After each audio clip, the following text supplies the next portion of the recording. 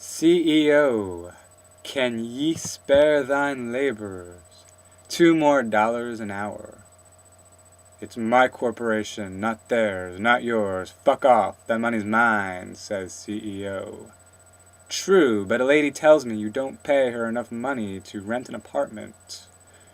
Her problem, not mine. Tell her to get another job. Fuck off, says CEO. But CEO, is that all an employee is to you? I had to sweat 90 fucking hours to get where I am. She can sweat 90 hours if she wants that apartment, says CEO. But what if you made an employee essential to your thriving corporation?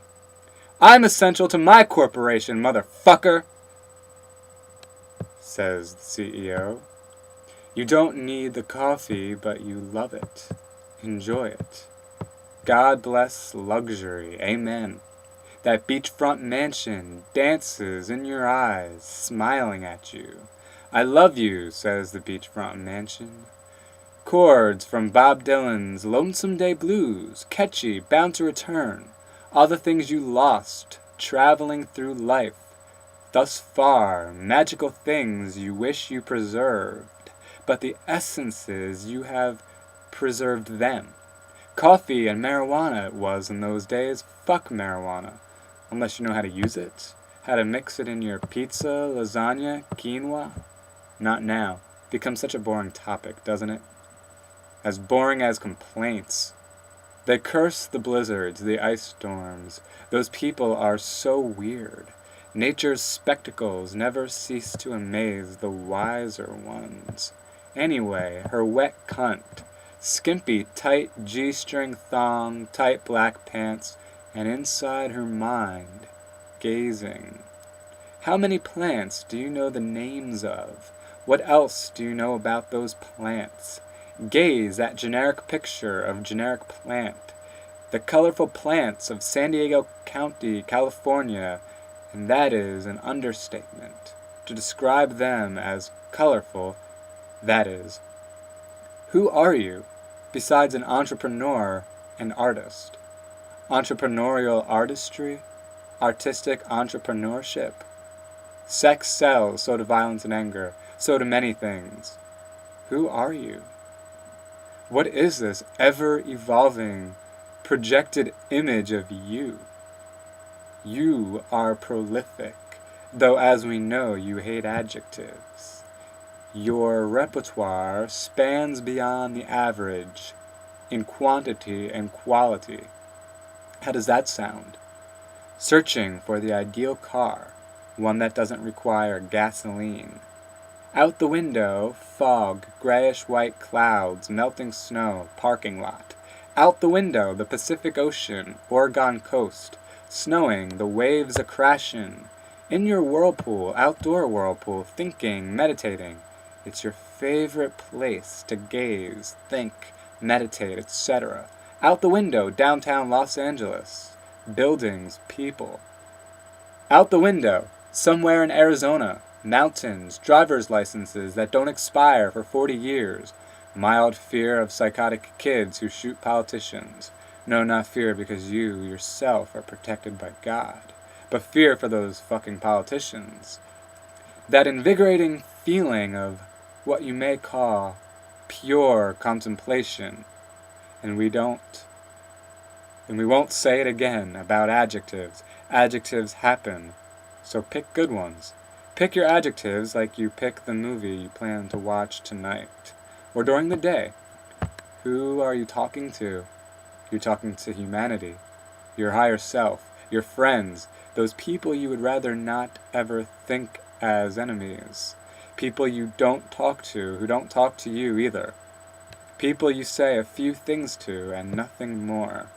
To the idiots and the academicians, academics, and everyone in between. Everybody is a snob in some sense, but there are different kinds of snobs. You're a snobby swan. She is massaging his shoulders. Ah, thank you, my little slut. What did you just call me? She asks him. My slut bunny. Your slut bunny? And then she says, "Shut up and ram me, my stallion slave." "Not yet, keep massaging," he says. "Rub my clit," she says. "My shoulders are sore," he says. "My clit is throbbing," she says. Roy says, "Stop saying he says," and she says, "It puts me off. Know what I'm saying? Know what I mean?" Surfing the selected chit-chatting waves of the peanut gallery. How's your computer's battery life at this very collection of milliseconds? Don't tweet that, unless you want to. Free country and all, they say. So you took President Obama's advice and compromised, negotiated. You decided you would speak their language, but say what you want to say. That was as opposed to ditching their language, in love with another one, and drumming zigzagging beats in your language upon their minds. No, you will speak their language and zigzag in their language. You did this knowing you can do anything you want, have anything you want, be anything you want, feel anything you want, do anything you want, etc. Matter of character, having impact, making some kind of graspable sense, and lasting. They will remember, are remembering, do remember. So what are your plans? Your short-term plans? Let's see, you'll look for hotels in Cape Cod, then you'll contemplate how long you will spend in Cape Cod and where your next stop will be. It doesn't have to be Cape Cod. Giving you examples, hypotheticals. Go with them or replace them. 5 birds fly by, circling the parking lot. Someone has an agenda and doesn't stray. Says only what that someone wants to say and not much interest in listening. Someone else loves to listen. Listening gives this someone else power, knowledge, wisdom, etc. All these people, you, her, him, them, us, we, someone, someone else, etc. So now they are chit-chatting. Chatting about conversation topics. Someone called you a classy snob. You tell someone else. How did you take it? Asks that someone else. As a compliment, of course. That someone else laughs. The someone else who called you a classy snob hates doing anything. Has even gotten too lazy to fuck, even though often discusses ideal fucks. Every day is fascinating. What will you do to make the day more interesting?